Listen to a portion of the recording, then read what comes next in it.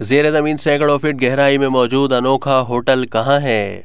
दुनिया के मुख्तलिफ ममालिक में बहुत ही खूबसूरत और मुनफरिद होटल मौजूद हैं, लेकिन क्या आपने कभी ज़ेर ज़मीन सैकड़ों फीट गहराई में वाक़ होटल देखा है? जी बिल्कुल, एक होटल ज़ेर ज़मीन 1375 फीट गहराई में वाक़ है, जिसका नाम डीप स्लीप होटल है।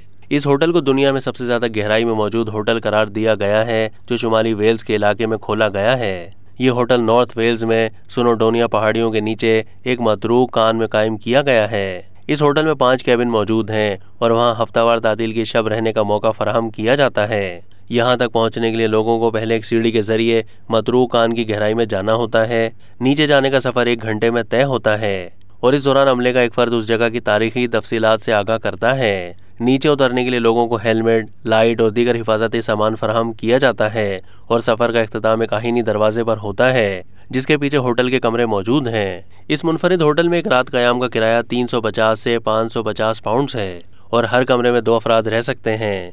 कमरे में रहने वाले मेहमानों को सुबह 8 बजे उठा दिया जाता है और नाश्ता कराने के बाद दोबारा ऊपर ले जाया जाता है। होटल के अमले का दावा है कि वहां रहने वाले अफराद को क़याम के दौरान ज़िंदगी की सबसे बेहतरीन नींद का तजर्बा होगा।